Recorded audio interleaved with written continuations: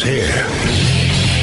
Now, broadcasting from the underground command post, deep in the bowels of a hidden bunker, somewhere under the brick and steel of a nondescript building, we've once again made contact with our leader, Mark Levin. Well, holy cow, you can't make this script up. You can't make the script up. People want to talk about Donald Trump and unforced errors. Holy cow, you can't make this stuff up. Elizabeth Warren, affectionately referred to as the bad Pocahontas. You want to talk about stepping in a way that is spectacular. Donald Trump, at his worst, has not managed to do what Elizabeth Warren has done to herself inside of about 24 hours. Hey, it is your South Florida friend, Brian Mudd. I do a morning show, WJNO in West Palm Beach. I do a mid-morning show, WIOD in Miami. And occasionally, I think when they are, kind of desperate for some radio people on TV, Fox News will get around to doing something with me. And the BBC, I did something with them last week on the midterm elections. And it was great. It was kind of waiting for the moment, like, I'll give anything legal a try once. And I was waiting for them to try to get me. And they never did. Actually, it was just a good experience. So BBC World Special on the midterm elections. That was actually a lot of fun. Now, we are 3 weeks away. 3 weeks today, 21 days from the general election. And the entertainment, it's endless. It's absolutely endless. Elizabeth Warren, Pocahontas, the bad one. You take a look at her test. CNN headline here, Elizabeth Warren releases test with strong evidence of ancestry. Now, in the series of events that unfolded yesterday, you had the Boston Globe that I believe was the first to kind of lose their gourd over the... there's a test! There's a test! She really is a Native American.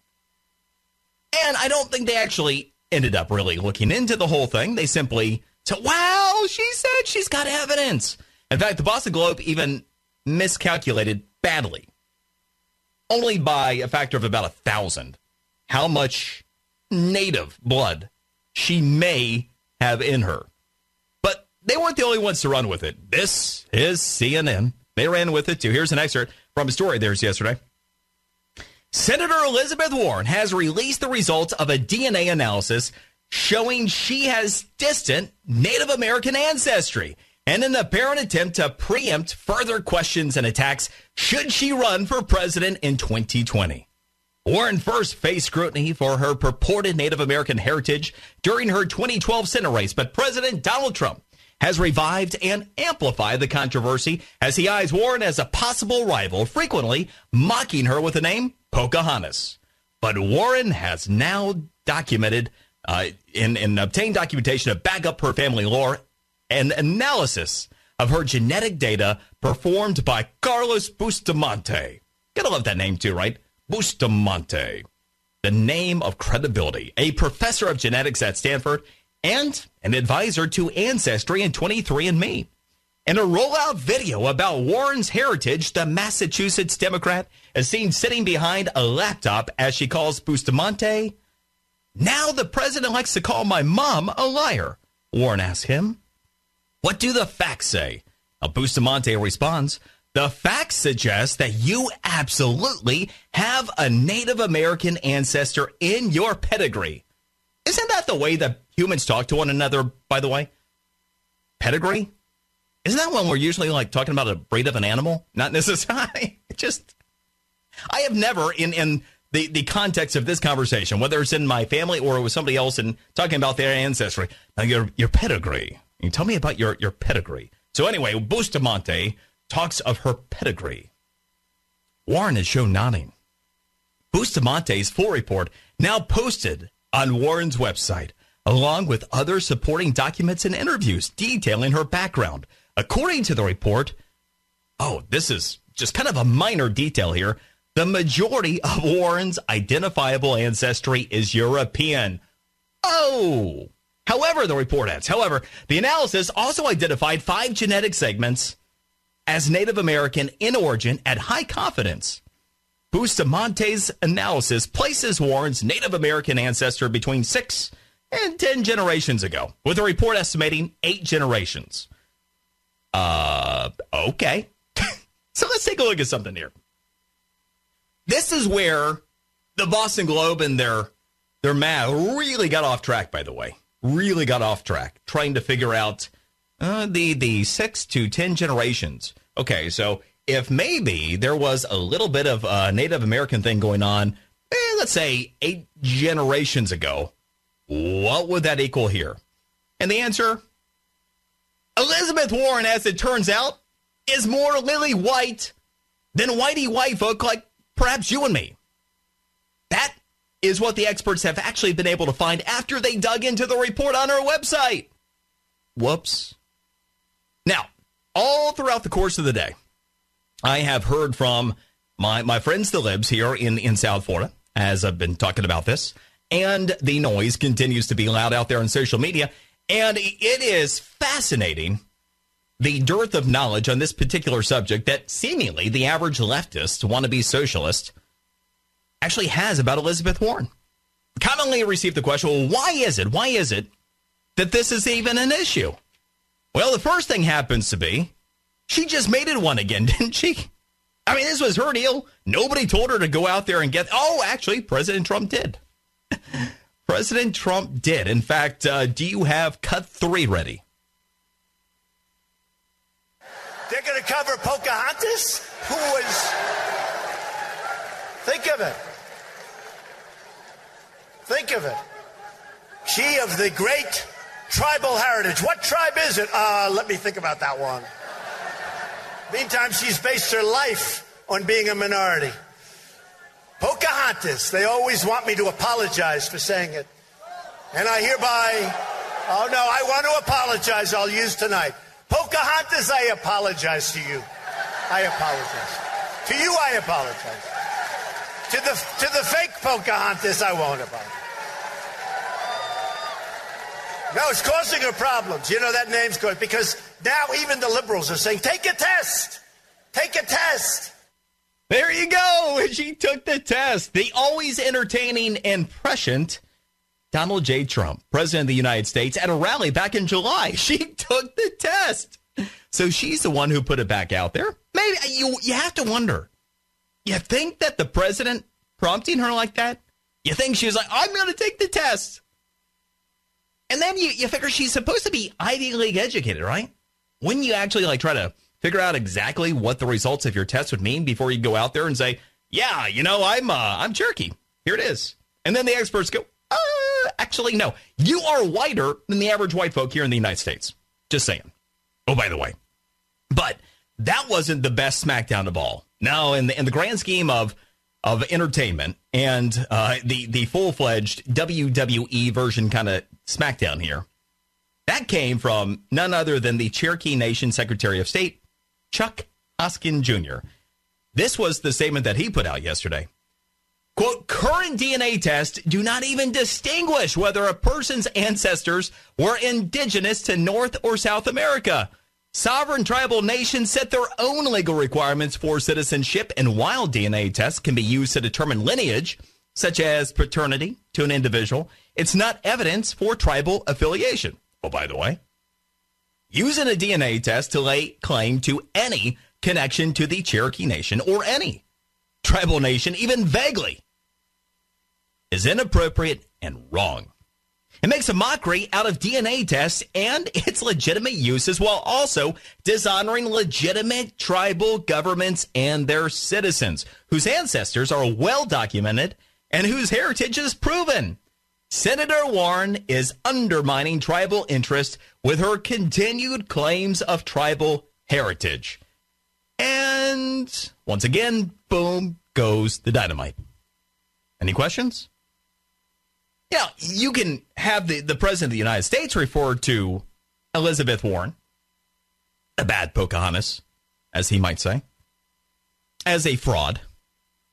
But really, all you have to do is listen to the Secretary of the Cherokee Nation that she claims to be a part of, who calls her a fraud.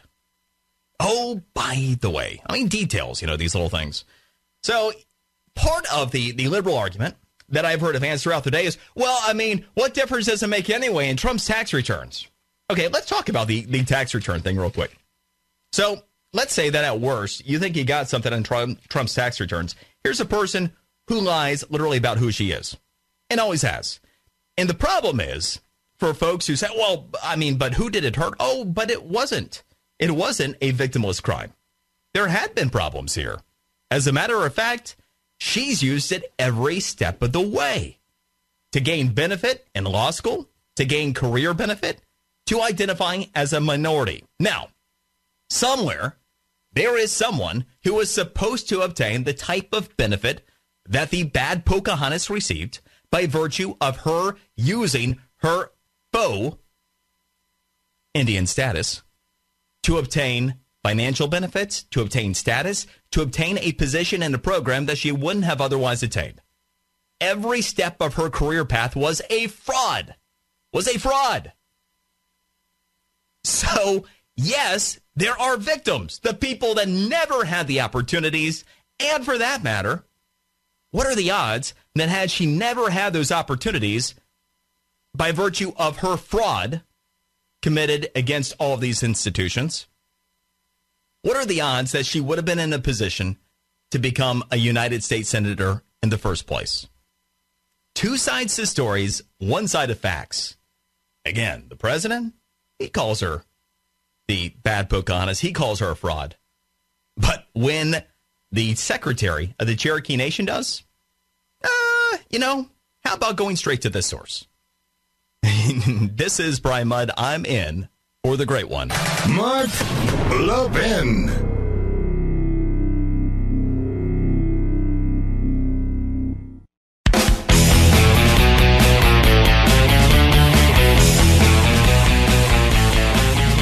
Consistently misleading the people of Massachusetts and the American people in saying that she had this claim. Now we know there's no real conclusive proof that she has a Native American identity. That is Jeff Deal, the Republican also known as cannon fodder in the Massachusetts Senate race. What happened? What happened, Massachusetts? Once upon a time, not all that long ago, there was some semblance of pride to Elizabeth Warren. And at this point, here's the question. Jeff Deal, the Republican in this race, has been trailing by an average somewhere in the neighborhood of about 25 points. Is there any chance that the backfire here is enough to move the needle even reasonably? Jeff ended up calling today on Elizabeth Warren to drop out on back of her being Pocahontas and her entire test backfiring on her quite spectacularly. But you take a look, and I mean not to project anything onto the good folks with questionable voting habits in Massachusetts right now. But, heck, take a look at New Jersey. We got a Senator Menendez. He's still leading in the poll. What happens? What does it take? Do you actually have to be inside of a jail cell before you'll not be voted for if you're a Democrat, Massachusetts, or Jersey? What happened, people? Come on now.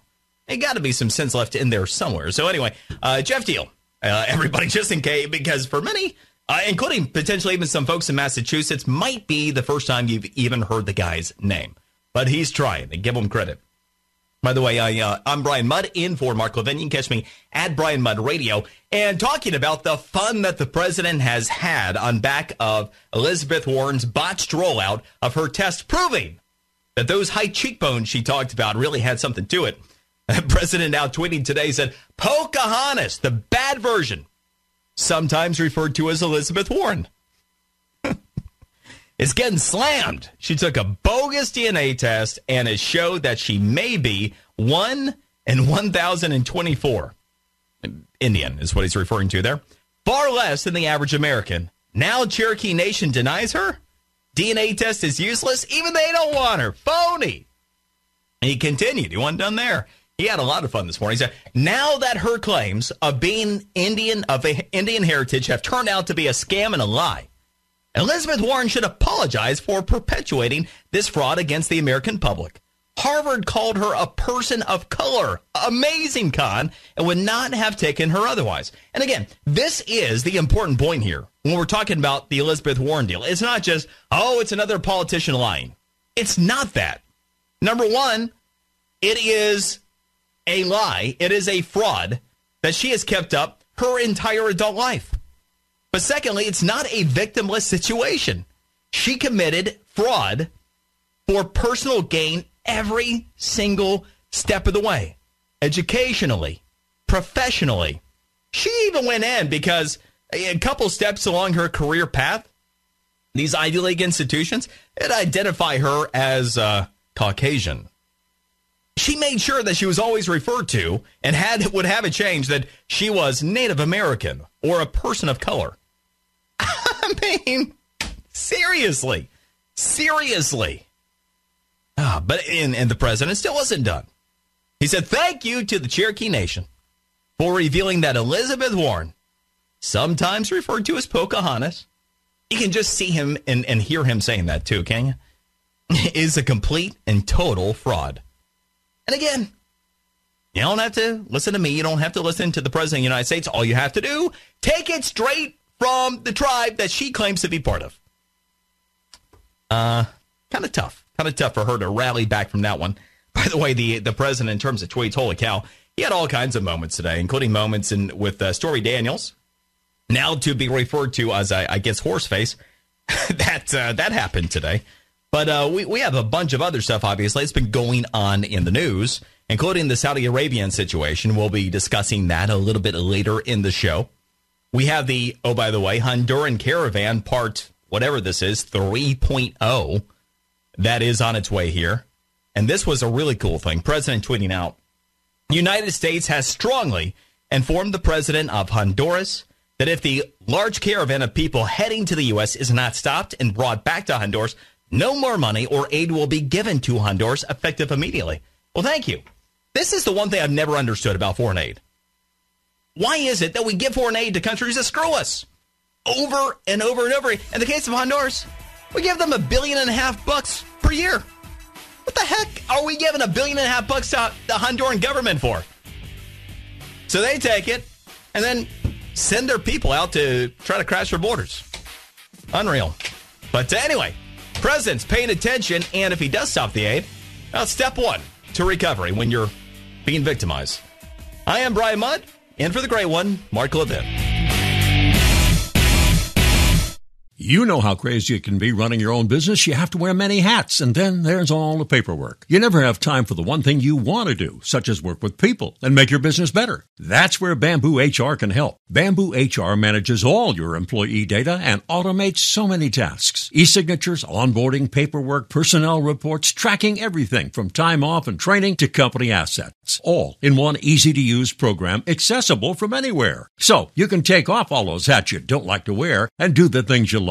And right now, Bamboo HR is giving our listeners a special extended free trial. That's right. Instead of their standard 7-day trial, you can try out Bamboo HR for a full 14 days. The only way to get this special offer is to go to bamboohr.com/Levin. For this exclusive extended free trial, go to bamboohr.com/Levin. Again, this is a limited offer only available to listeners. So go to bamboohr.com/Levin. One more time, that's bamboohr.com/Levin. An unapologetic patriot and unapologetic constitutionalist. You can reach him at 877-381-3811. Medicare for all is a total lie. The Democrats are pushing a total takeover of health care, and I will tell you, it will be the worst thing that's ever happened to you and your family. Pelosi and Schumer and Bernie, they're all pushing to get this done. You'll have to double and even triple your taxes, and that won't be enough to pay for it. It's going to be a disaster for our country. It'll turn our country into a Venezuela, but that won't actually happen because I will never let it happen. That's something else that's just kind of great about Donald Trump being president of the United States. You never got stuff like that from Bush. You wouldn't get that from anybody else. Just the straight truth right there, and boom. That was President Trump putting out a video about the fraud that is Medicare for all. In fact, when I was last with you, Friday night, we were talking about the fraud that is Medicare for all. It's not just Pocahontas that's a fraud. Medicare for all, which she is also pushing for, is a fraud. Bernie, it's a fraud. Andrew Gillum, running for governor in Florida, on a platform of attempting to impeach the president and Medicare for all, It's a fraud. And if you happen to miss that conversation Friday, here's the Reader's Digest version. Right now, you got 15% of the U.S. population on Medicare. 15%. All right? You think about how many people pay into it. You working? Okay, you're paying into it. Now, 15% on it. Everybody working, paying into it.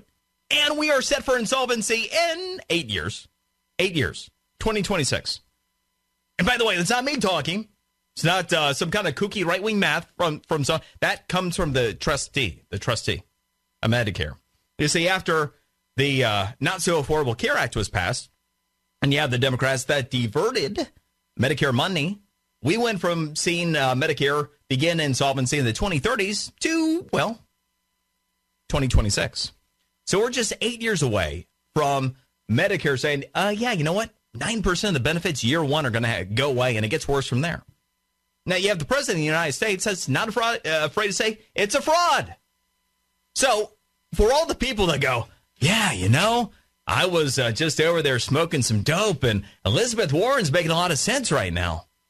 For that person, make sure they don't vote if you can help it, because we should not have everybody else. I'm going to get off on a tangent real quick since I went there. You got all the PSA. This time of year and these cycles always drive me crazy.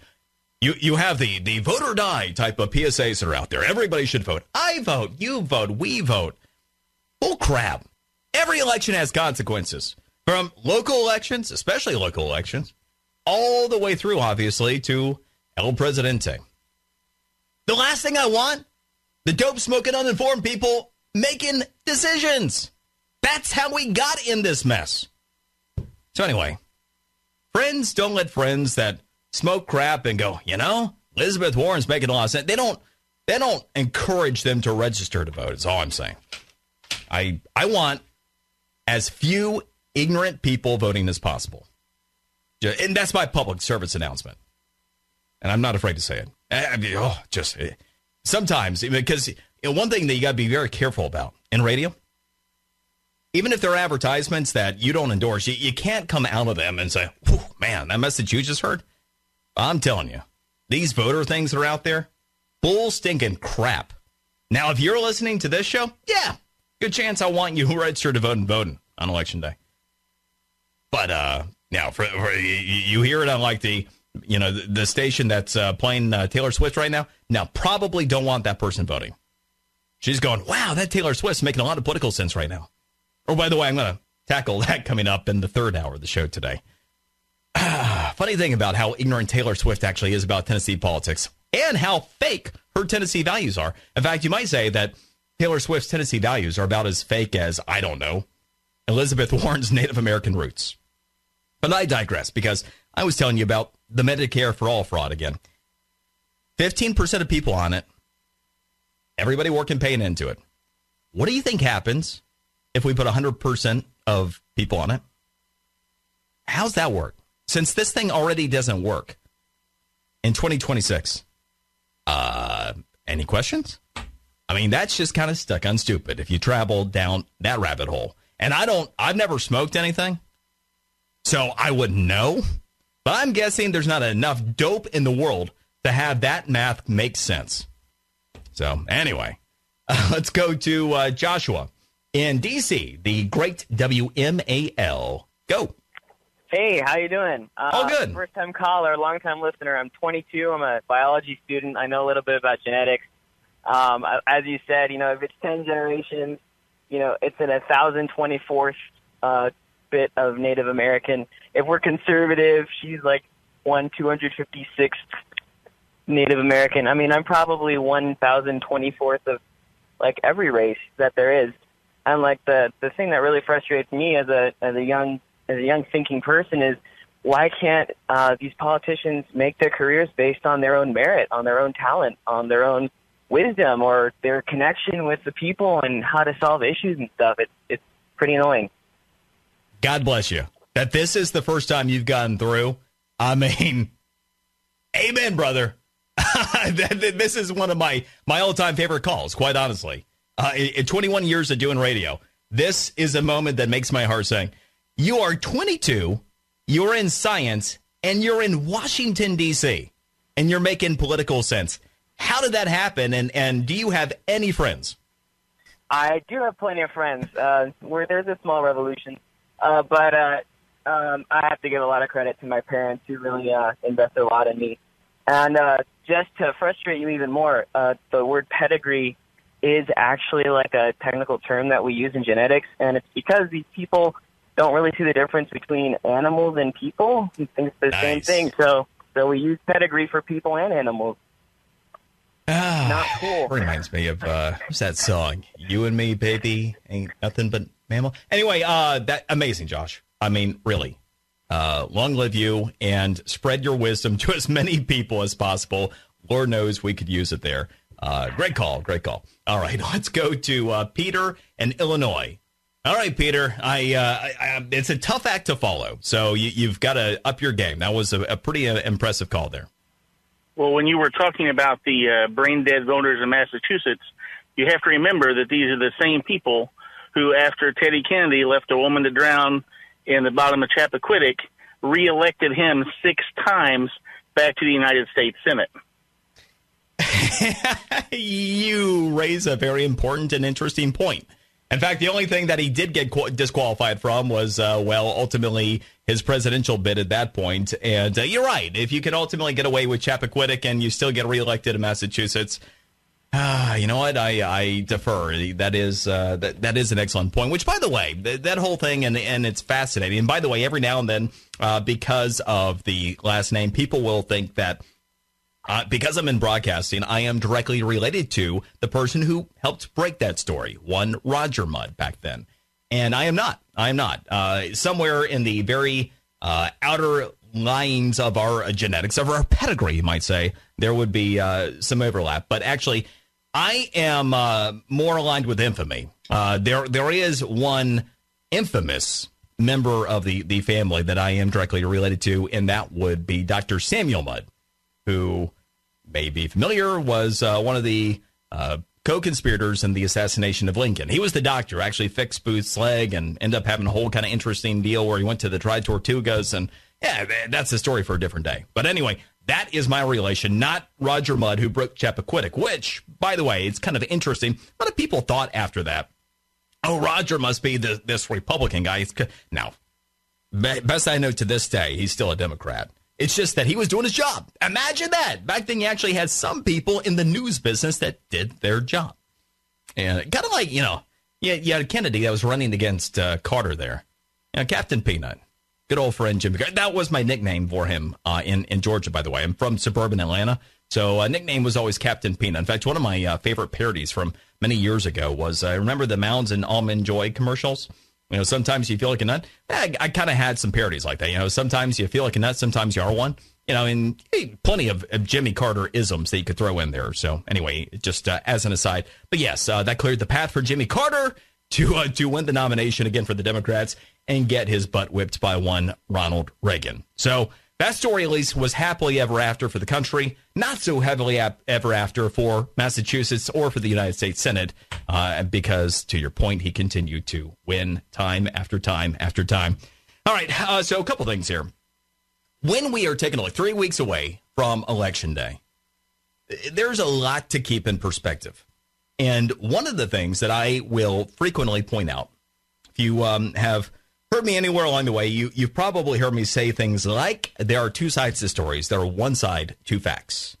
Tend to be pretty particular about the facts. You don't get it. It's kind of like, we're really not having a conversation about you being a Native American, Elizabeth Warren, because, well, you're not, right? So you can't, that would embrace a false premise, which then takes me to the premise. If the premise of anything is false, then anything built upon it is as well. Last Friday, I introduced the sliding scale of morality, which means that people always wonder, how is it you'll have somebody who, on their best day, seems like a pretty good person, and then somewhere along the way, wow, they really are awful, and they're stabbing you in the back in their line. And that's because you have some people that have a moral compass that is stronger than others.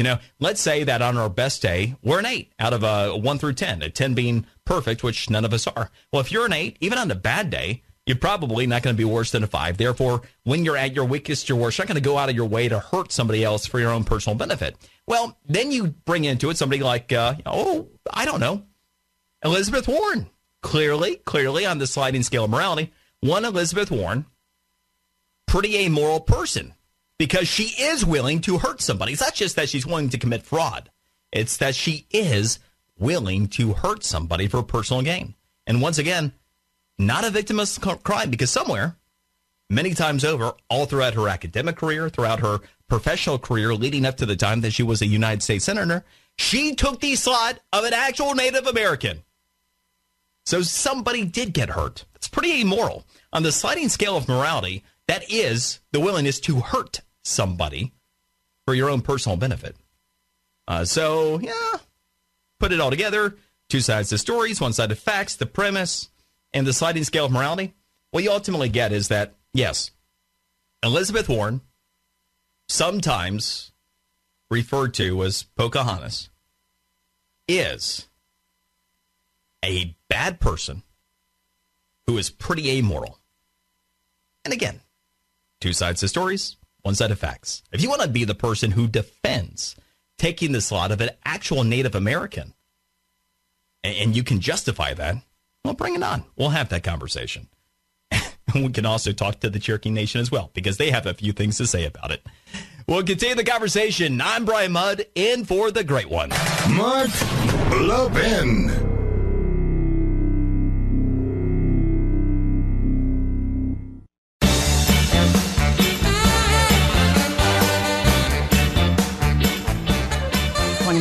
Right. You're running? Yes, 100%. Michael Bloomberg might be running? That's good.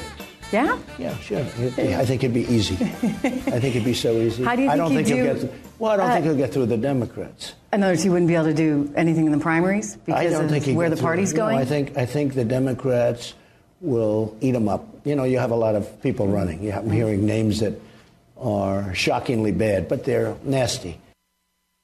That was the president with Trish Regan just a little while ago of Fox Business. They covered all kinds of territory. Ended up having a couple of quotes that made news, none the least of which was about the Fed, saying that they're the biggest threat to the economy. So if you've seen people get hysterical about that, it happened during that particular interview. But something has happened over the last several days that led me to go ahead and do something a little bit early. I wouldn't usually do this until after the general election. One, because it's kind of annoying. To me, it's like the point at which we're not even into September. And you go into the store and the Halloween stuff is all rubbing up against the Christmas. Like, seriously? Come on now. A little space, a little distance. It's not necessary. Not yet, right? Can we not get through the midterm election before it's about 2020? I mean, seriously. But because you have really the 2020 election that started during the Kavanaugh hearings, because remember, the only reason we have Spartacus was because of 2020. That wasn't even about Brett Kavanaugh. That was his moment. That was his I am Spartacus moment, right? His 15 minutes of pontificating and lecturing. And then you have Cory Booker, Spartacus, who went to Iowa. Can you imagine what that's like, by the way? You imagine someone like Cory Booker marching into Iowa? I mean, the first thing is, just think about how much your elitist leftists loathe the center part of the flyover country. You know, 96% of the landmass of the United States of America is red. And you start taking a look at where the majority of that is. So here you have Spartacus marching into Iowa to test the waters over the weekend. I mean, seriously? Yeah, Kamala Harris holding her nose and leaving California to go to the South. She went to South Carolina. Imagine how painful that is for her.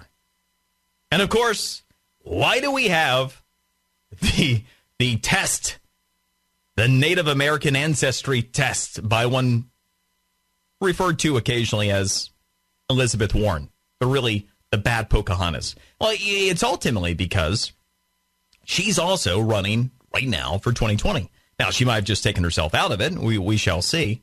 Although, who knows? In Democratic ranks, this might be a rallying call. But because all this is going on, and you even have the President of the United States being asked about 2020 on a near daily basis, I feel the need to tell you this. President Donald Trump will likely be reelected. There you go. Done. Back to you. Trump, odds are he's reelected. Now, before you just sit there and go, well, that sounds pretty baseless. No, it's not even anything to do with the economy. It's not anything to do with all of the record improvements that we've been seeing. Here's the first reason why the odds are in his favor. He's an incumbent president running for re-election. So let's start there. 65% of presidents who run for re-election win. And in order not to win, you have to be as lame as Captain Peanut, the aforementioned Jimmy Carter. Or you have to do something like, read my lips. No new taxes, and then raise taxes. And then you get yourself a Ross Perot, and it splits the vote. So coming up, I will give you a little bit of the background about that 65%. And we'll get into some of what's going on in Saudi Arabia as well. It is, it's festive. We have a lot to talk about. We're just getting warmed up. I am Brian Mudd, in for the great one, Mark Levin.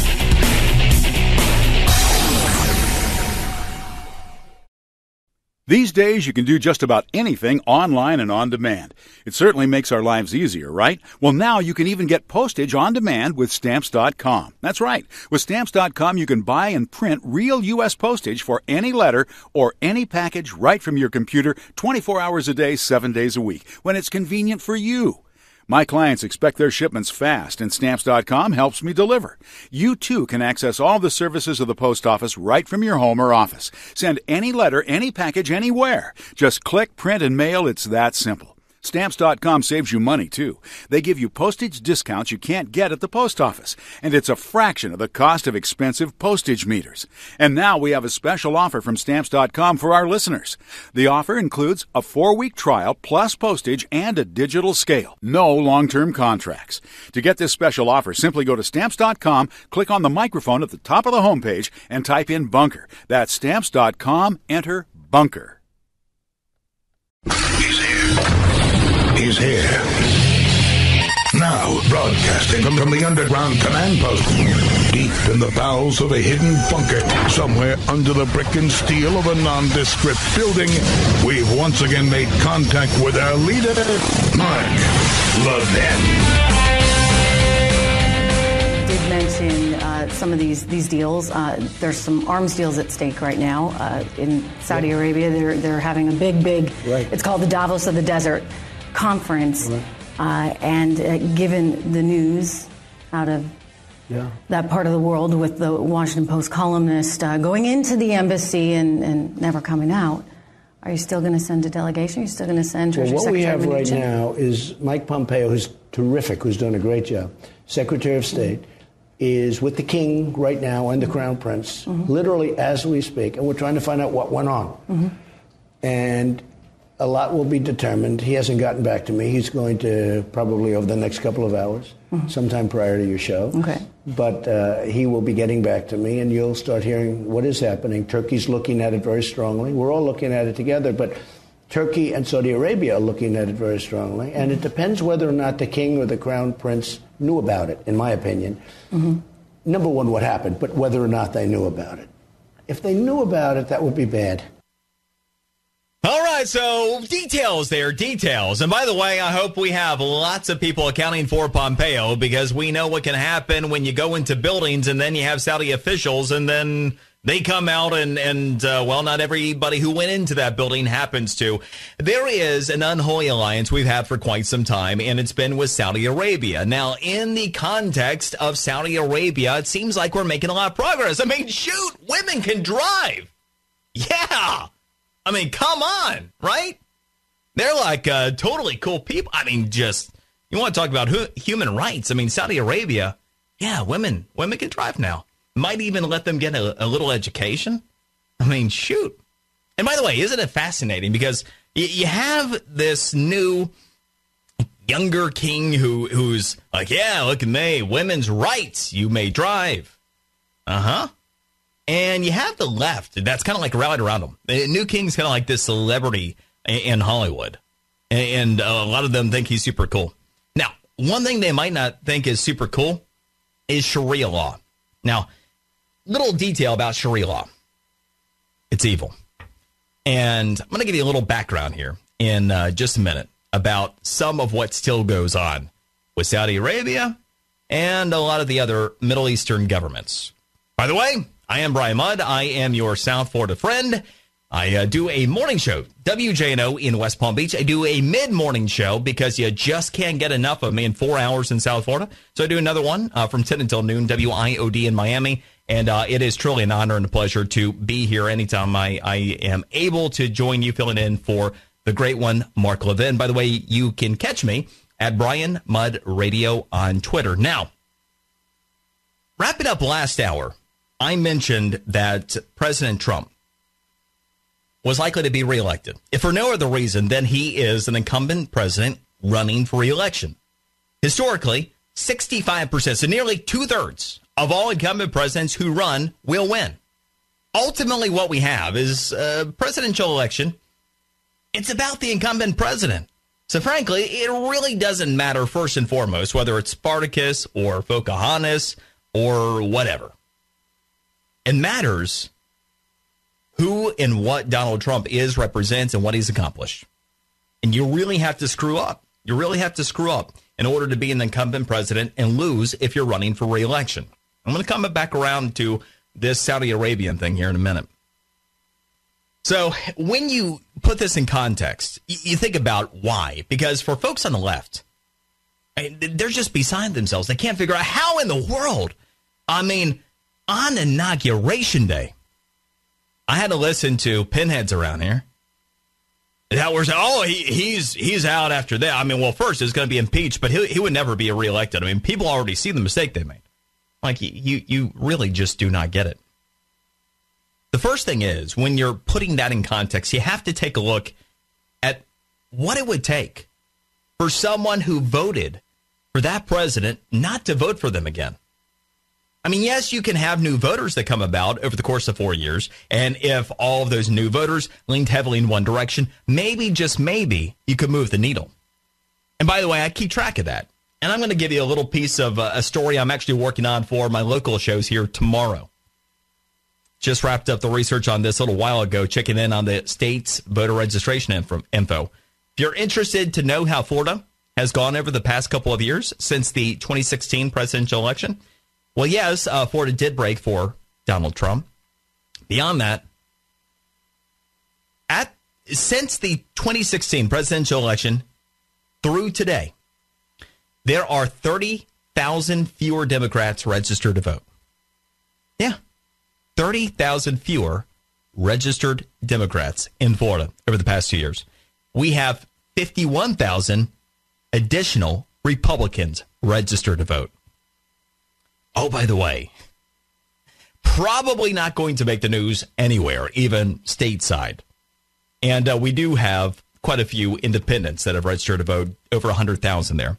My point being, even to the extent that we've seen people from a point of partisanship register to vote, it's not like they're all Democrats, even though you would think that every young person, you hear all the time, oh, the young people are going out registering to vote, and then they're all Democrats. Well, we heard from Joshua, 22 years old, Washington, D.C., in biology last hour, who's a thoughtful conservative. So if that can happen in D.C., well, it can happen other places too. And so don't be surprised. That's part of the story. But beyond it, you got to think about what's happened here. And there is a lot to feel good about. First, you take a look at the economy. We have the best economy in a generation. I never faulted millennials for buying into the hope and change bull crap. They didn't know better. They went through school hearing from a bunch of people who didn't get in the education establishment. They get out there and go, yeah, this really does suck. They hear Obama and they go, well, I guess he's right. Until they actually are given an opportunity to see what the U.S. economy is capable of. And then you got some eyes that are open.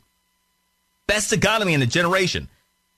But we have 2 Supreme Court justices, tax reform, the end of the Affordable Care Act mandate, lowest unemployment rate in 49 years, and by the way, record low unemployment for all demographics except Asian and white men.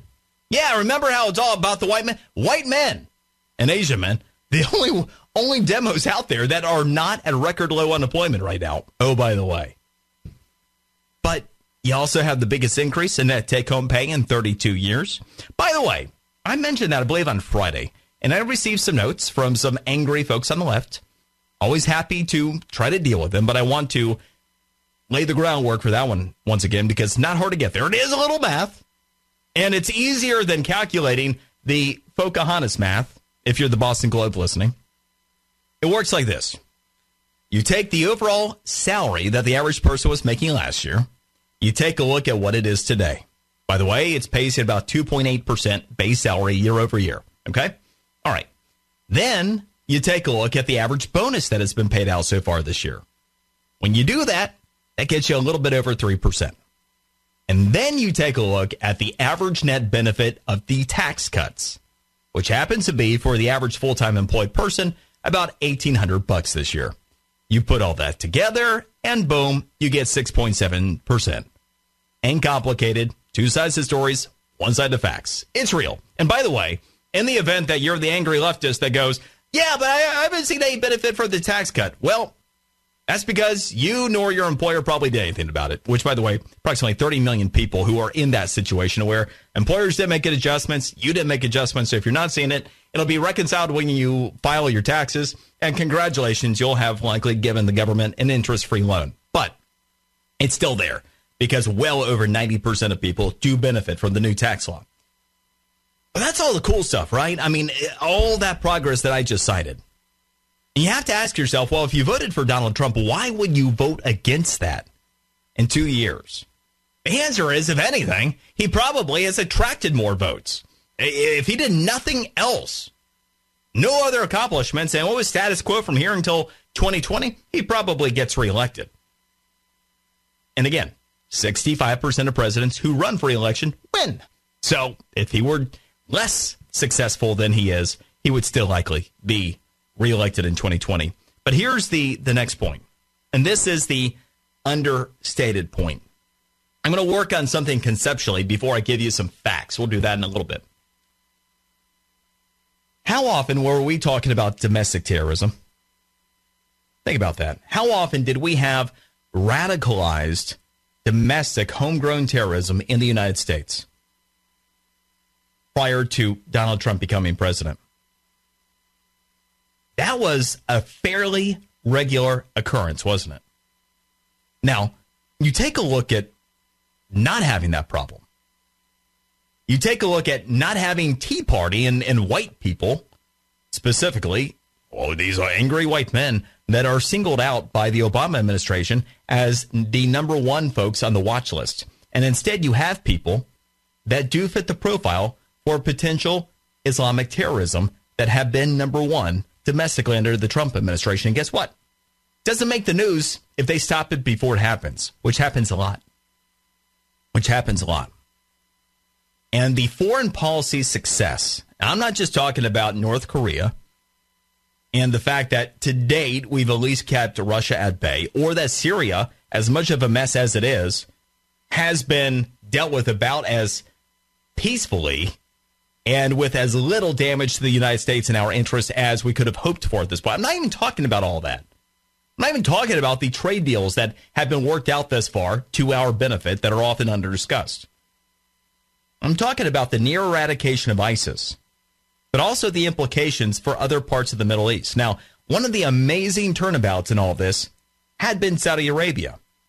We actually have had Saudi Arabia under the Trump administration say that they are with us, with Israel, a Middle Eastern country, saying they're with Israel against Iran. That's holy cow material. Now, that's where this whole situation with, hey, we got this journalist who, by the way, has an interesting history of his own that goes into a consulate in Turkey. We have some folks from the Saudi regime that enter. And a few hours later, they leave and, probably not putting his feet up by eating bonbons. So we have a missing journalist. Okay. That's where this whole situation gets complicated because we've made some progress with Saudi Arabia. But the problem is, back to my sliding scale of morality. If you are not very moral at the start of your compass, you can become pretty evil at the root of it. And it's important to know who and what these people are that we're still dealing with. And I'll bring you the rest of the story, as the late great one would have said. I'm going to bring you that coming up here on the other side. I am Brian Mudd, in for the great one, Mark Levin.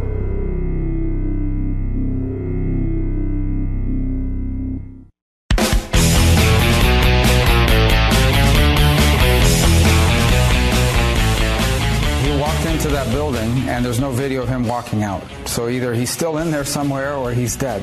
That's really the only explanation for it. If there was video of him leaving the facility, I think common sense tells you the Saudis would have produced it. Who did it, how they did it, I think we have to assume the worst, and we'll see. Well, there you go. Pretty straightforward. Marco Rubio kind of laying it out. So, where's Waldo? Where's Waldo? Our friend formerly known as Jamal Khashoggi. All right, so as this situation plays out, I laid the groundwork by saying probably the greatest accomplishment of all of the Trump administration is actually the one we think about the least day to day, because we're not dealing with the problems. Every day we see the benefit of the economy we got in front of us. But we kind of forget that, you know what? We did used to have all those domestic radicalized terrorists all the time. We haven't had those problems of late. By the way, I'm not superstitious, so I'm not trying to jinx anybody here, but guess what? That doesn't mean that they don't happen around the world.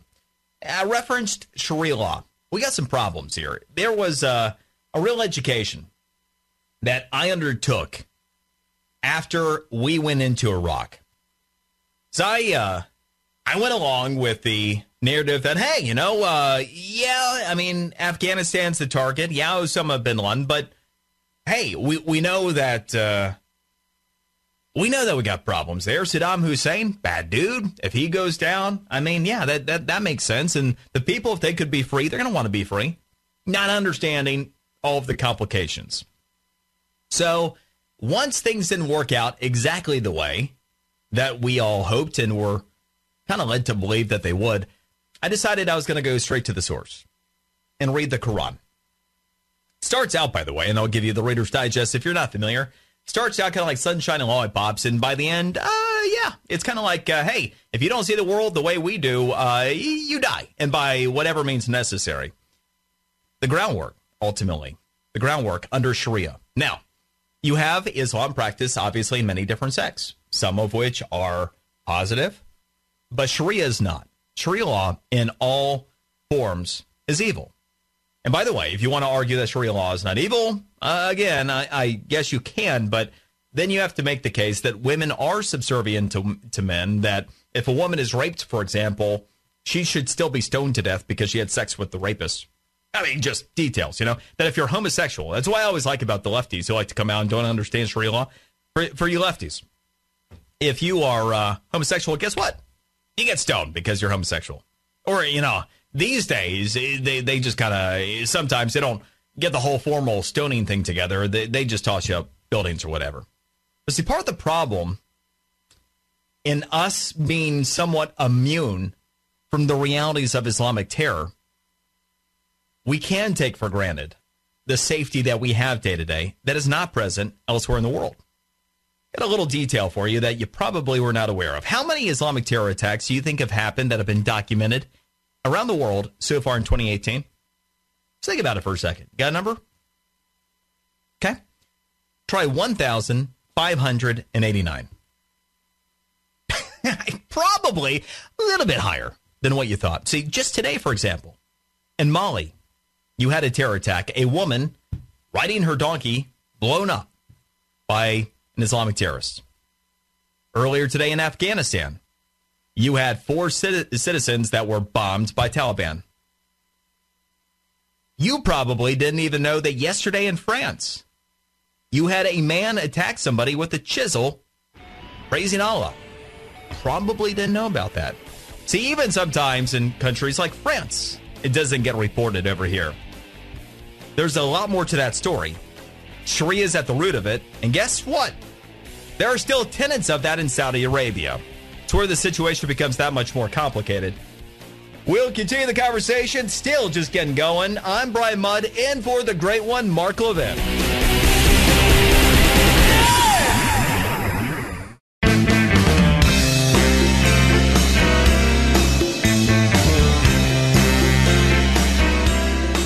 The new American Revolution starts here. The Mark Levin Show. Call in at 877-381-3811. We're going to demand answers. The world deserves answers. And the president and I and our administration are going to continue to call for answers to see that those responsible are held to account. Answers are good, okay? Vice President Mike Pence there on the mysterious case of not Benjamin Button, but Jamal Khashoggi, who has gone missing 2 weeks ago today. And at this point, it's rather obvious. Now, we've heard the rumors that have come out of Saudi Arabia to where they're going to say, look, it's a crazy thing. Yeah, there's a little interrogation. And, it would just... I just really hated when we accidentally kill him. I'm sorry, we won't do it again, really. That apparently is what we're eventually going to get, or at least that's the rumor of what we're going to get out of Saudi Arabia, while also having the assertion that, hey, the king, this young and hip king who's women can drive now. I mean, come on. I mean, isn't he like, yeah, women can drive. So he's... So that guy, he doesn't know anything, and he's not supposed to know anything. So that's where we are in this process. But the way the president was even talking about that today, he said, for the record, I have no financial interest in Saudi Arabia, but he also said that he spoke with the king, and, hey, he denies everything. Denies everything. So this is difficult. This is difficult for a lot of reasons. We don't know the exact truth, obviously. And you have a lot of folks that say, yeah, shoot, sanctions, bring it on. I mean, let's just, whatever with Saudi Arabia. The first thing is, one, be thankful that we are very close to energy independence in this country. By the way, did you know that we are now the world's largest producer of oil? Yeah, not Saudi Arabia, not Russia, us. Kind of great. We're actually pacing to get there in January. We got there a little bit earlier.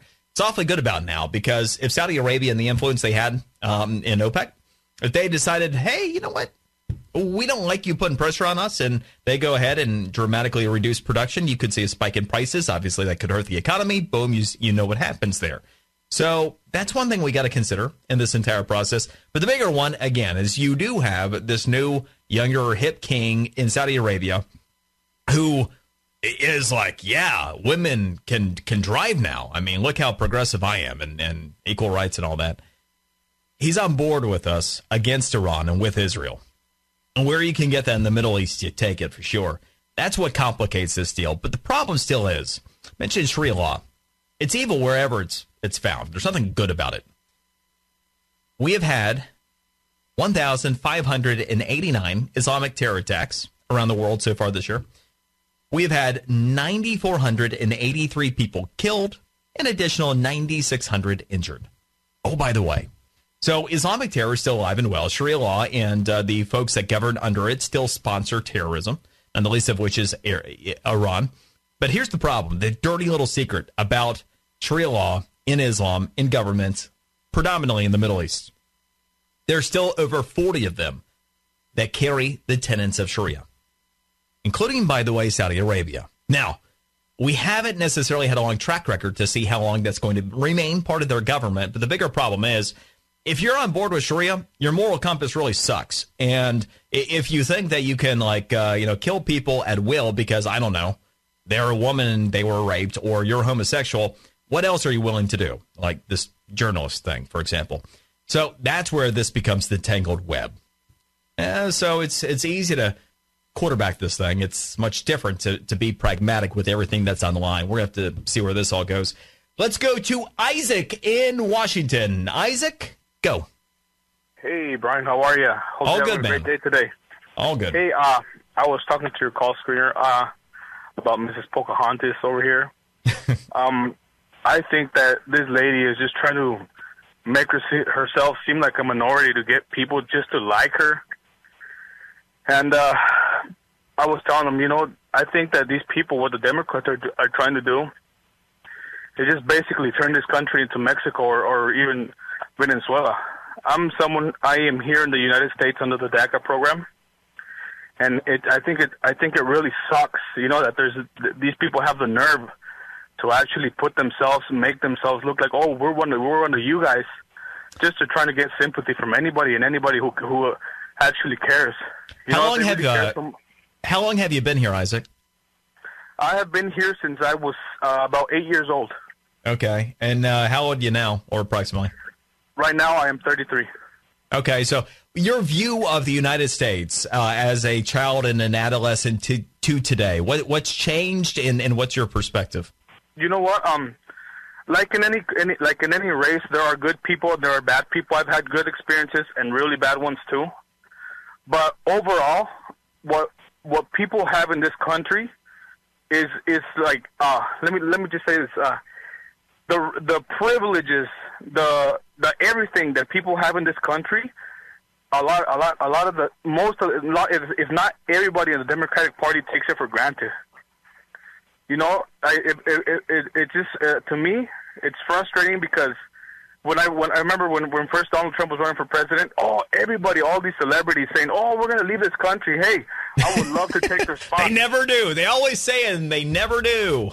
It's so disappointing. I would love to take Miley Cyrus' spot or what's his name, Kaepernick's spot. If he's so unhappy, I'd love to trade spots. Well, Colin Kaepernick is making way too much money being the role of the victim who sacrificed everything, making about estimated $100 million, just a little bit more than he would have made as a backup quarterback in the NFL. So yeah, I mean he fully has capitalized on his victim status. And Isaac, I appreciate the call and the perspective. It's interesting. I'm here in South Florida. I'm Brian Mudd filling in for Mark Levin, by the way. And in South Florida, Hispanic means about 30 different things. And people will always oversimplify it. And it's part of the reason, by the way, you have a lot of folks that get Florida elections wrong, because you'll have some of these pollsters or analysts out there who will say, hey, nationally, Hispanics break X percent for Democrats. And they say that, hey, we have a very large Hispanic contingent in Florida. And then you go, well, those people are going to break for Democrats at this percent. Well, hold on for just a minute. You have to figure out all the different interests and all the various different groups that are here, all the Caribbean islands that are represented. Mexico, yes, you do have South and Central America that's also represented. One of the things I found to be most interesting, kind of like Isaac was indicating there, here on DACA, for many on the right, there are stereotypes and assumptions. For example, if someone's here on DACA, they probably are an Obama type of Democrat. They don't like Donald Trump, right? Well, not necessarily. Big misconception that way. Kind of like, hey, X number of Hispanics will break this way regardless of where they're from or what their interests are. You got to get to know the people. And I found far more often than not that people who really sought out the United States, true immigrants that wanted a better life, overwhelmingly are more conservative than not. Certainly socially more conservative than the Democrats have been in a very long time. But even in terms of economics, I mentioned earlier this hour, you have a lot of the younger folks, you have millennials, for example, who are starting to have their eyes open to what this economy can do, what the United States economy is capable of. They didn't know before because they became adults during the recession and then the Obama economy. So now they're just starting to go, wow, things can be different. I've seen it even around radio here with some folks that have been here over the years. Like, wow, it really can get better. Yeah, it can. Same deal with a lot of Hispanics, a lot of different backgrounds. A lot of folks that want a better life, if they can obtain it, they're going to want more of that.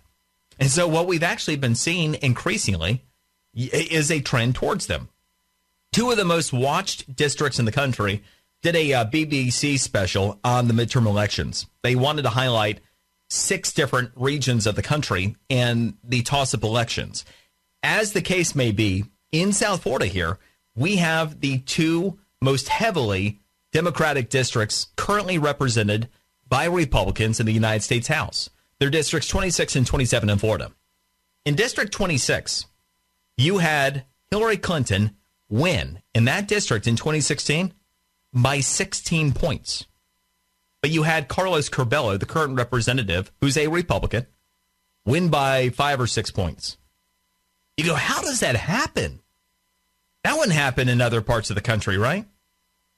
I mean, there are too many people that just vote the ticket. If you're voting for Hillary Clinton, how could you vote for any Republican congressionally? Again, what I was just mentioning. Not as conventional as the not so conventional wisdom or wise thought would have you think. There's a lot more to the story when you start talking about Hispanics and immigrants that want a better life. In District 27, you have Hillary Clinton having won that district by 20 points. 20 points. And you had the retiring Ileana Ros-Lehtinen win that district by 10. I mean, that's the difference here. And that's why it's important to break beyond some of these stereotypes to really understand some of the dynamics. Many folks do not support the left and what they've been doing from the immigration stance. And many folks that are here on DACA got a disproportionate number in South Florida. I've talked to a lot of them over the years. They might surprise you politically. So anyway, just a little food for thought as we are 3 weeks away from Election Day. Let's go to Ryan, who wants to take me to task. Ryan in San Francisco. Go. Hey, you mentioned that, people who smoke pot are all dumb or whatever. Not quite, but not educated or not politically. Not quite. You kind of came across that way. I made a stereotype about it, yes, but you're here to tell me that's not the case. You and your bong are on the right side. I work my ass off. I actually got a good, I got my crumbs back from Trump, and there you are in the land of Nancy Pelosi. Yep, and exactly right. And I'm going to vote red up and down the ticket. Amen, brother. I'm actually going to look into all my city council people now and ask them, because I only got 21 days left, so I got to get going. God bless you, brother. And duly noted. I did make kind of a nasty stereotype about the dope smoking folks and maybe how they would vote. So this is a really interesting show we're having here, because managed to have a 22-year-old biology student last hour from Washington, D.C., which, by the way, 91% of Washington, D.C. votes for Democrats. And he is a thoughtful, pragmatic conservative. And now we've got someone who is, in the bong from San Francisco. And he's a conservative. I mean, moving mountains. That is your Donald Trump Republican Party. It's kind of interesting, kind of cool. All right, I'm Brian Mudd, in for the great one. Mark Levin.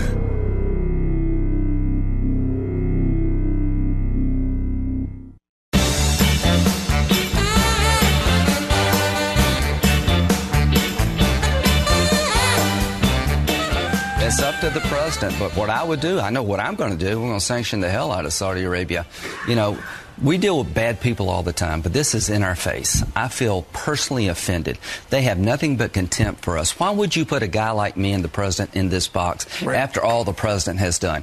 This guy's got to go. Saudi Arabia, if you're listening, there are a lot of good people you can choose, but MBS has tainted your country and tainted himself. It's kind of like Lindsey Graham did his version of coming out, isn't it? I mean, holy cow. Ever since the Kavanaugh thing, has been a whole new Lindsey Graham, and he's out and he's loving every minute of it. I mean, this is enjoyable for him. I mean, just sanction the hell out of it. The old stodgy, boring Lindsey Graham. Anyway, in this particular case, That's what makes me nervous. That's what makes me nervous. Just the idea, just sanction the hell out of them. Okay, well, what happens, for example, if Saudi Arabia says, you know what? I know we had kind of been with you on Israel and against Iran, but, we aren't feeling quite as cordial as we had previously. What happens then? What happens if they say, you know what? We're just going to go ahead and turn off the spigot at OPEC and see what happens to oil prices and see if we can't do something to wreck the economy a little bit there for you, El Presidente. Again, things that could happen. Any number of different implications. So I think it's easy for Lindsey Graham, who's out there and loving every minute of it, enjoying this newfound freedom. Maybe being the person he always wanted to be, that he finally feels at peace being. It's kind of fascinating if you think about it, and I digress here. You have Lindsey Graham who's like, holy cow, I came out, I maybe said things that I've always meant to be saying, and people liked it. You talk about the Trump effect. I mean, take a look at it in the Republican Party. Mitch McConnell got an incredible reception in Kentucky the other night. I mean, when does that ever happen? I mean, it's an interesting day. And these people clearly enjoying this newfound freedom, the Trump effect that has come over them. But it's complicated. It's complicated. So I don't know that, let's just go sanction the hell out of them. That's the best answer. And I'm not sure that we're necessarily going to find our friend who is mysteriously, where exactly? Jamal Khashoggi. Let's go to Aaron in Kansas. Aaron, go. Oh, just a quick question. If the king denies any knowledge of it and whatnot, give us a body. It's obvious he's not in the consulate anymore. Give us a body. This poor guy's in a hole somewhere still being tortured. It's an interesting thought. If you were going to be really, I don't know, if you're going to engage in wargaming, I suppose you could end up putting up any number of scenarios, none the least of which would be, well, maybe when you had the Saudi officials leave the consulate, they left with them. If you are, there are any number of things that could happen. I'm not sure that it would make sense for him to remain there and be tortured because, well, you're going to have many more potential witnesses and a lot more difficult situation for even Turkey to account for at that point. So of all the scenarios that 2 weeks later he's still there being tortured, I would think would be among the least likely. But hey, to your point, anything could be possible. Appreciate the call. Now, I've been talking about the oddities politically, and some of the assumptions that often are not wise. Here's one for you. You ready? For the first time since 2014, according to Gallup, the Republican Party is viewed more favorably than Democrats. Currently, 45% of Americans hold a favorable view of Republicans, compared to 44% for Democrats. Lindsey Graham is probably loving every minute of it. I'm Brian Mudd, in for the great one, Mark Levin.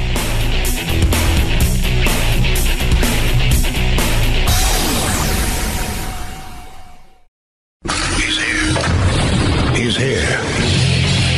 Now, broadcasting from the underground command post, deep in the bowels of a hidden bunker, somewhere under the brick and steel of a nondescript building, we've once again made contact with our leader, Mark Levin. I don't think he's a serious person. He's not. I don't think Avianna, the lawyer, I don't think he's. I just beat him in a big case. You did, by the way, you're going to have her pay the legal fees? In fact, he has to pay me legal fees. She does? I don't think he has any money, but he and she have to pay me a lot of legal fees, and it's based on Texas. You're going to hold them accountable for that? Based on Texas law. I love Texas. Based on Texas law, where the legal fees are nice and plentiful. And you'll hold them to that? Are you serious? Of course. I'm just asking. Wouldn't you be disappointed if I said no? They'll pay a lot. That was the president with Trish Regan from Fox Business just a few hours ago. Oh, it's entertaining for sure. And there's so many different directions I want to go. By the way, I'm a two-trick pony when it comes to references. I'm really proud of myself if I branch away from Monty Python or Seinfeld. And the only thing I've had on my mind with what the president has been up to. And I had to go back and pull the quote because it was amazing. It was one of the Seinfeld episodes where I think it was actually Kathy Griffin who, ironically enough, Jerry was talking about, said that she does stink and she should quit, but I don't want it to be because of me. It should be the traditional route. Years of rejection and failure until she spit out at the bottom of the porn industry. I can't help but to feel like that's what's happening right here, except in the case of Stormy, she started out in the porn industry. You do have the interesting characterizations of her, right? She'll go from a certain level of decorum. She's an adult film star. Other times she's a porn actress or whatever. It's interesting, but nevertheless. By the way, I am your South Florida friend, Brian Mudd, doing a morning show on WJNO in West Palm Beach, a mid-morning show. After that, WIOD in Miami. And every now and then, I think the folks at Fox News run out of radio people to put on TV, and they put me on. So I'm a guest contributor to Fox and do some other things here and there. It's always an honor and a pleasure to be able to fill in for the great one, Mark Levin. And holy cow, this happened as well, related to the whole Stormy Daniels Avenatti thing earlier today. The president, I don't know, about 4 hours or so ago, tweeted out, citing Fox News, federal judge throws out Stormy Daniels lawsuit versus Trump. Trump is entitled to full legal fees. And commenting off of that, President Trump said, great, now I can go after Horseface and her third-rate lawyer in the great state of Texas. She will confirm the letter she signed. She knows nothing about me. A total con. All right, there you go. Good old Horseface. Oh, boy. So that happened. And then, kind of speaking of some of the nonsensical things that are happening out there, you got the Taylor Swift effect. Remember a couple of Sundays ago where the earth moved because Taylor Swift, the Taylor Swift, she did it after years of the entertainment industry and the folks on the left. They finally got her to do it. That was going to move literally one of the mountains, I think, in eastern Tennessee. The Taylor Swift effect as she weighed in with her Tennessee values.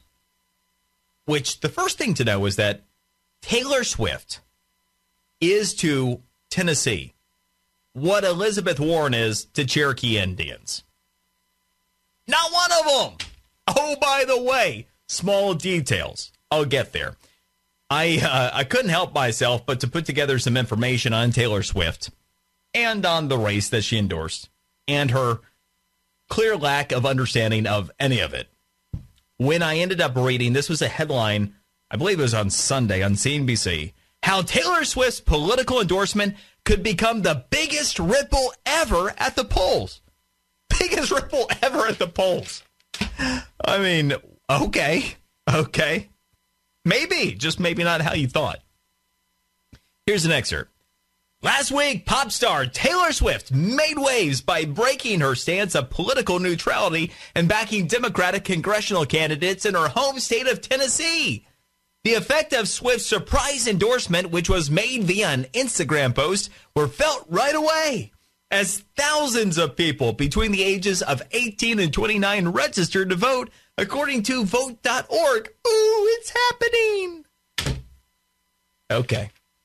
Now, I'm going to get straight to the point about the Taylor Swift effect that some of the media, as recently as a couple of days ago, were still like, oh my gosh, it's happening. I think it's quieted down a little bit over the past day or so because I think more of them are like being pointed to the polls and going, hey, you see what's happening in Tennessee over there? See, Taylor's specific endorsement of the Democrat, Bill Bredesen, in Tennessee's U.S. Senate race, you see, at the time of the endorsement, Marsha Blackburn, the Republican challenger in this race, she was averaging a 3-point lead in the three most recent polls in Tennessee, all right? Blackburn, 3-point lead in the three most recent polls prior to the Taylor Swift effect. Where is she today? In the three most recent polls in that particular race, her lead is now 9 points. So, not exactly what you probably thought would happen here. So the Taylor Swift effect in the immediate aftermath of the race that she finally weighed in on is negative 6% in a week. So I like to say you got two sides to stories and one side to facts. But here's the deal. You got a lot of folks that are familiar with the concept that for every action, you got the equal and opposite reaction, right? We had our science guy on earlier in the show. Here's the thing. In the South in particular, you have a lot of folks that will end up getting energized about the moment you got celebrities that are weighing in. And specifically, when she ended up outing herself pretty much immediately for her lack of understanding of pretty much everything, including the person she was endorsing. See, if you're in Tennessee and you're following politics, you might have noticed that she was a bit of an obvious hypocrite for a few reasons, among others. Now, she said that Marsha Blackburn doesn't represent her Tennessee values. But you see, here's the dirty little detail. Taylor isn't actually from Tennessee. She's from Pennsylvania. Pennsylvania. Huh. And she happened to only move to Tennessee to pursue her music career in high school. Oh, by the way, she's lived there less than half her life. Hence the, Taylor Swift is to Tennessee values as, say, Elizabeth Warren is to Cherokee Indians. The person sometimes referred to as Elizabeth Warren, better known as the bad Pocahontas. Now, she spoke of supporting LGBT rights. LGBT rights as part of her Tennessee values, by the way. Guess what? The Democrat that she endorsed, Phil Bredesen, he doesn't support gay marriage and a bunch of other issues. He's on the record as much.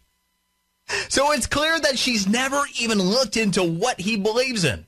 No clue. And then you got the optics. You see, for maybe you could activate some of those young folks in Nashville that are, yeah. But here's the thing. Anybody noticed that you got Taylor Swift endorsing an old white guy who does not support gay marriage and a host of other LGBT rights that Taylor says are part of her Tennessee values from Pennsylvania? So she's endorsing the old white guy. It's bad, evil these days in leftist politics, right? Over a younger woman. Huh. Interesting. I mean, and there's a whole lot more. We could continue down that rabbit hole, but it's not necessary. But you see, those in Tennessee, they pretty much get the point, too. And you long. In terms of Tennessee values, I'm from suburban Georgia. Lived in Knoxville for a time when I was small, and am pretty familiar with Tennessee values. And they take a look at these celebrity and Hollywood endorsements, and, not often impressed. So it probably is going to continue to have the opposite of the effect that they were anticipating. I mean, come on. All these celebrity endorsements work, right? Katy Perry holding up Hillary Clinton's arm. By the way, wasn't that an awkward moment? I mean, that did the trick. It always does. And so here's the funny thing. If you're taking a look at when celebrity endorsements actually matter, well, she kind of missed her moment. You see, if she actually wanted somebody with her Pennsylvania, Tennessee, LGBT rights values, she could have actually weighed in the primary, because Columbia University actually did prove that some Democrats are impressed by celebrities. For example, Columbia University, they did show pretty empirically that in the 2008 Democratic presidential primary, Oprah Winfrey's endorsement really did encourage an additional 1 million people, largely black, to vote for Barack Obama over Hillary Clinton. So if only Taylor Swift had weighed in with her Pennsylvania LGBT Tennessee values, maybe she wouldn't have ended up with an old white guy who doesn't support gay marriage or the LGBT rights that made her look like she is as clueless as she actually is. And she could have had somebody that, is going to, shake it off. do whatever it is that she does these days. But nice try, Taylor. Nice try. And by the way, as for Tennessee values, part of the reason why you have the Democrat, Phil Bredesen, that is not supportive of those things, 81% of Tennesseans are Christians, 52% of the evangelical variety. Oh, by the way. So you might want to at least investigate the state that you claim to be from, that you represent the values of. Just saying. Two sides of stories, one side of facts. Anyway, we're just getting warmed up this hour. Brian Mudd in for the Grey Wolf. Mark Levin.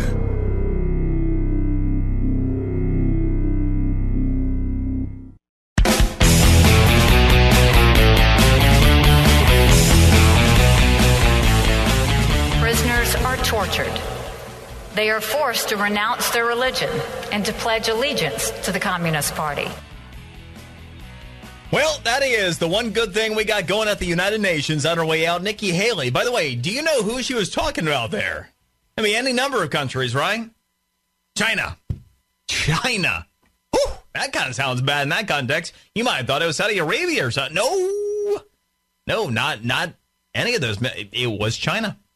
Which, oh, by the way, Jeff Bezos. Holy cow. Jeff Bezos stepped up to the plate. Tell you about that in a moment. First, I won the wife lottery. She's amazing. Number one, she puts up with me. And just for that, she deserves a medal. But she sent me a text when I was making the analogy with Taylor Swift and one Pocahontas. That Taylor Swift is in 1024th Tennessean. So there you go. That is how authentic Taylor Swift's Tennessee values really are. Now, Jeff Bezos stepping up to the plate and doing something kind of amazing. You might have noticed this trend of technology companies of late, with all of their friends in Silicon Valley that have all this diversity of thought, such diversity that the lone conservative apparently left at Facebook is now out of the company. He left yesterday, I believe it was. So now you have complete open-mindedness with the exact same mindset at pretty much all these companies. So what's happened increasingly is that you have them voting. Here are the best and brightest minds. They involve all the codes and everything that goes into building software and building whatever it is that they're creating at insert technology company here. And they happen to apparently now hate the United States of America.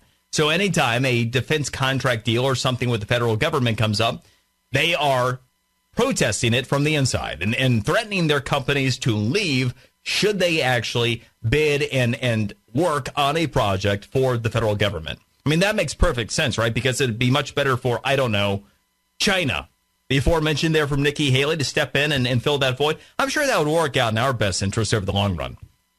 Jeff Bezos stepped up to the plate today and said that we need American companies to be doing those deals, and that will be much worse off if they're not.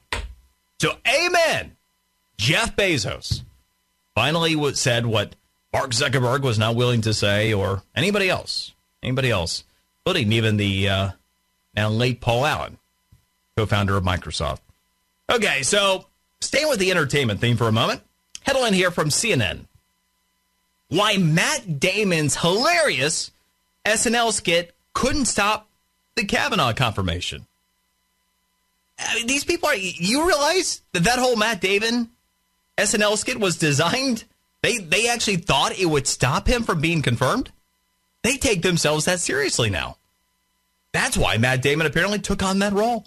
You, through SNL, are going to stop this. Here is an excerpt. It's hard to imagine a more comprehensive takedown of a political figure than the one Saturday Night Live executed on Brett Kavanaugh in its season premiere last month, at a time when the judge's fate seemed to be hanging in the balance. What? It's hard to imagine a more comprehensive takedown than Matt Damon playing Kavanaugh in SNL?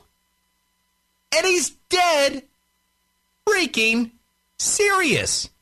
Damon added several layers of ridicule to Kavanaugh's angry, aggressive testimony before the Senate, presenting him as a sputtering, sniffing, weeping, beer-loving, the beer. Carrie, I love beer, by the way. You love beer? Yeah, beer? By the way, don't actually love beer. I don't really like beer. That's me. I'm a wine guy. Insert joke here. Anyway, but a caricature of judicial temperament. In light of the sexual assault accusations against him, which he has denied, the sketch included an especially devastating line. I'm not backing down. I don't know the meaning of the word stop. These guys are serious. That evidently was what they had worked. This is the moment. You see what's going to happen here? I don't know the meaning of the word stop. That's going to be the one. You know what that means because, hey, And then, a few hours before the dress rehearsal of the show's next episode, Kavanaugh was confirmed as a justice to the Supreme Court. Oh, the horror. SNL can hardly be blamed or mocked for failing to keep Kavanaugh off the court. You're right. This is the world these people live in. This is the world that say, go talk about your Tennessee values, Taylor Swift. Go get that old white guy who's not supportive of gay marriage. Go talk about your LGBT values. Unreal. Brian Mudd in for the great one, Mark Levin.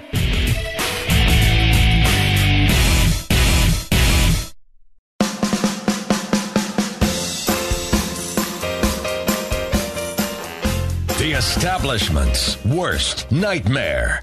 Mark Levin. Call in now, 877-381-3811. We reached out to, like I said, the local hazmat team and our local fire department, working with federal authorities and the U.S. Capitol Police, as well as this investigation moves forward.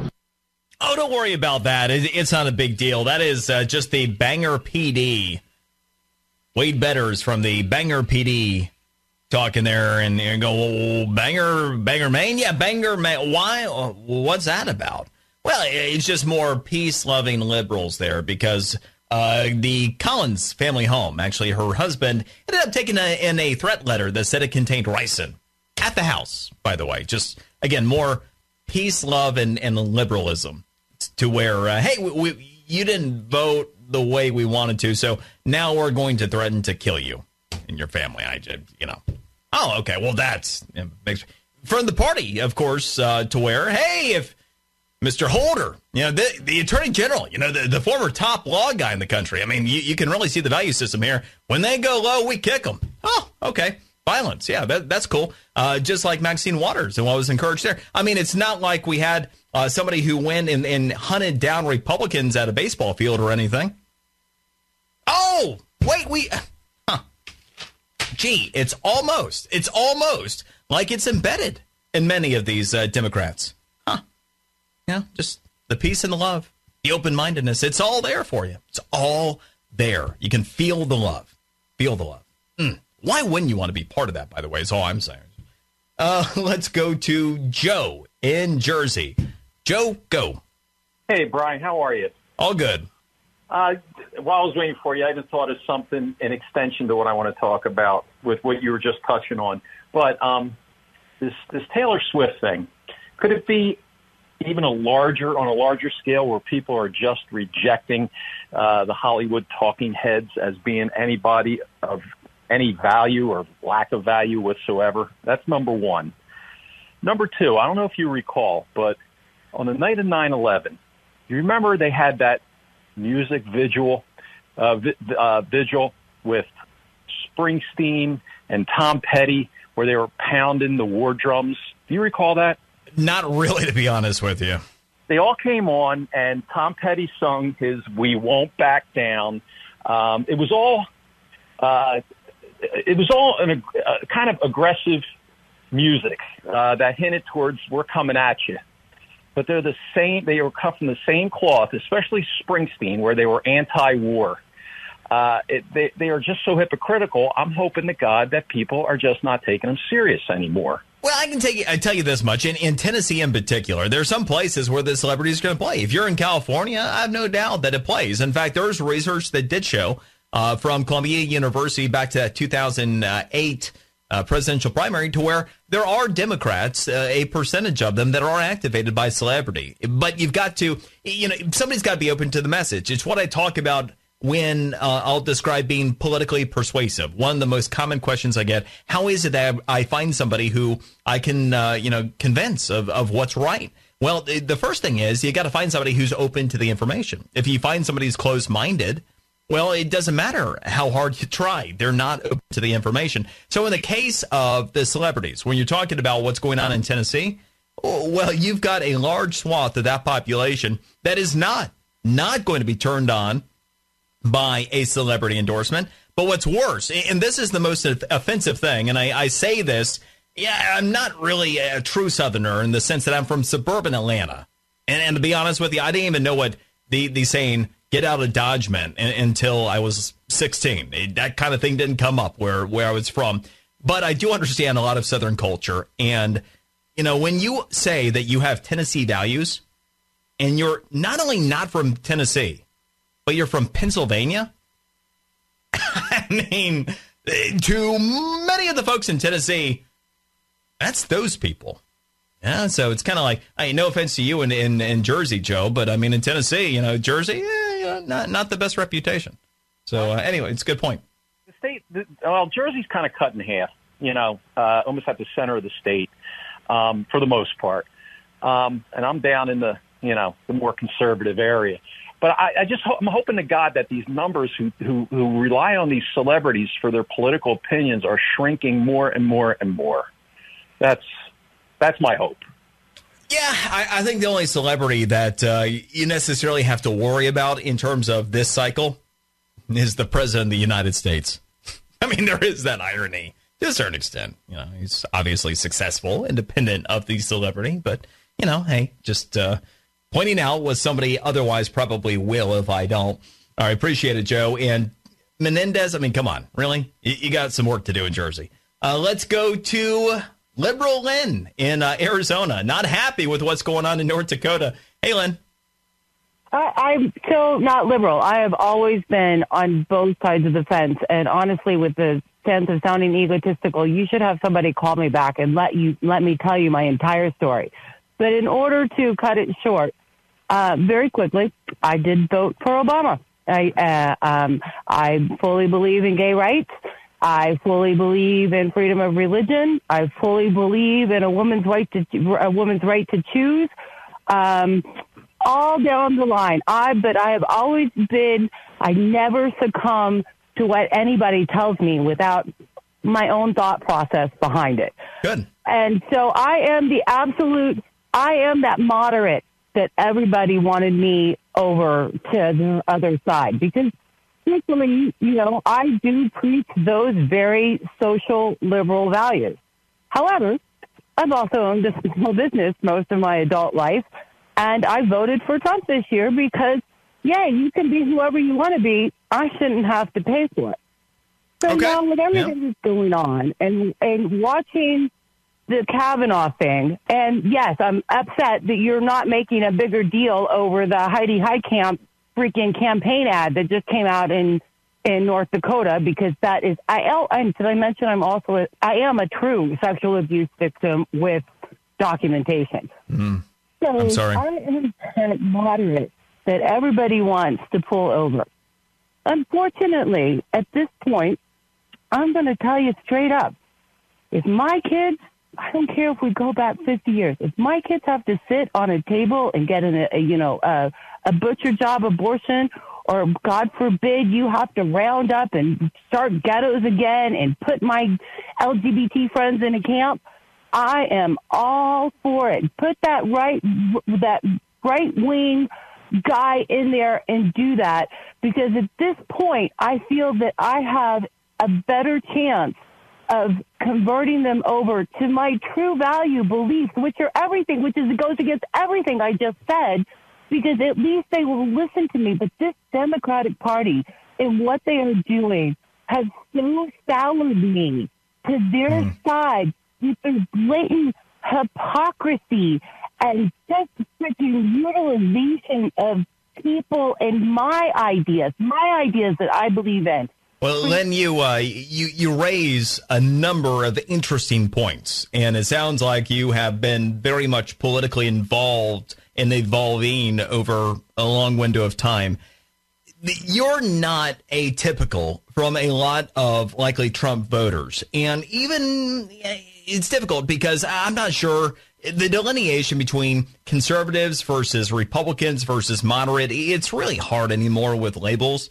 But what I will say, and I see this a lot with especially younger Republican-esque voters, what you're basically describing is that you are a social liberal, but you're fiscally conservative. And ultimately, it's how do you want your government to be run? Now, in the grand scheme of things, if we're talking about the values that you just represented, is Donald Trump likely to strip any of those potential rights from any of the aforementioned? No. Is Donald Trump going to, be the guy to try to push for the elimination of gay marriage? No, he's not.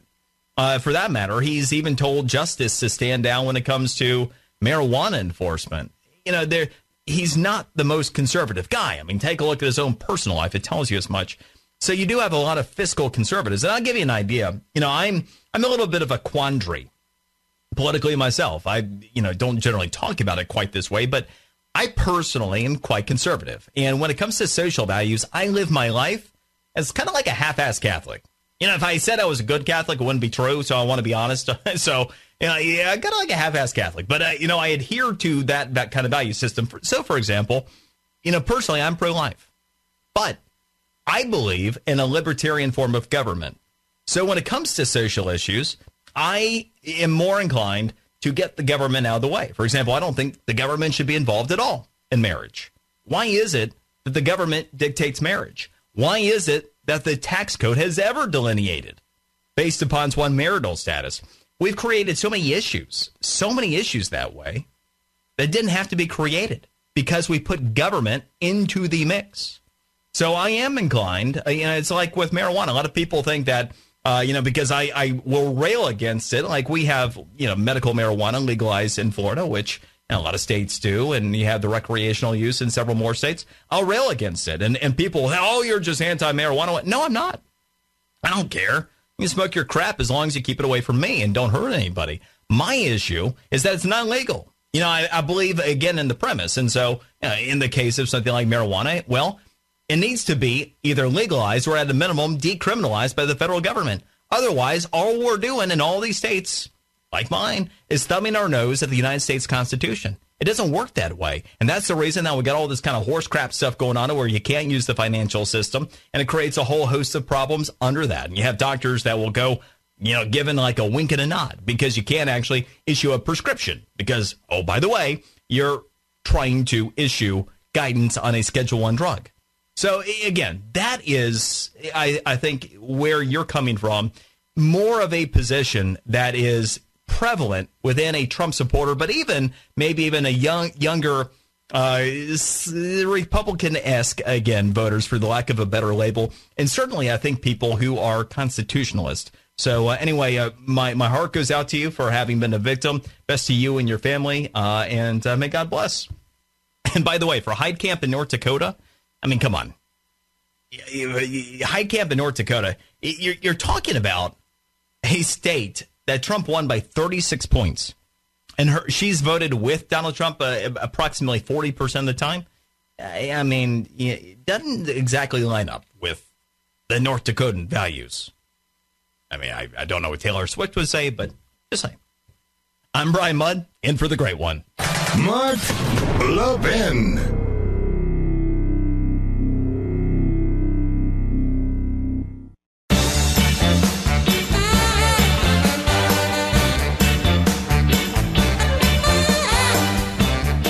This election now is down to simple things. Are you for what they did to Kavanaugh? Are you for having your government run by a mob? Are you for sort of a rule of law, person's presumed innocent? What kind of country do you want and who do you want to run it? Do you want these people who spit on me and yell at me being in charge? Or do you want a more orderly process? Judge Kavanaugh represents the best in our legal community. He was treated like garbage, despicable, and I hope they pay a price. That is the artist formerly known as Lindsey Graham, United States Senator from South Carolina, who, whole different person since the Kavanaugh hearings. I mean, he's been liberated, and he's loving it. All right. By the way, I want you to do something that is super, super important for your kids, for your grandkids. There is a book out on the 30th. It's October 30th, couple weeks. That is from Mark Levin's dad, Jack. It's called Our Police. And now more than ever, it is critical. It is absolutely critical that we raise a generation with an appreciation for the folks that put on the badge every day, leave their families, and go to keep us safe. I mean, we know what goes on anymore. Super, super important. And Our Police, beautifully written, and it's got wonderful illustrations. So go ahead and get it pre-ordered. Again, it's coming out October 30th. You can pre-order it on Amazon right now. Our Police by Jack Levin. Now, Lindsay talking about the midterms there. Now, one of the things I'm inclined to tell you is that the most pervasive form of bias in the media is omitting. I'm going to give you a little something here. Somewhat related. Investors Business Daily headline, Trump's approval rating is better than you think. Here's an excerpt. Trump has been enjoying a rare string of good news. The economy is humming, and the jobless rate just hit a 49-year low. Trump won an intense battle over Brett Kavanaugh's nomination to the Supreme Court. He secured a replacement for NAFTA. His poll numbers are edging up, and Republican prospects in the midterm elections appear to have improved.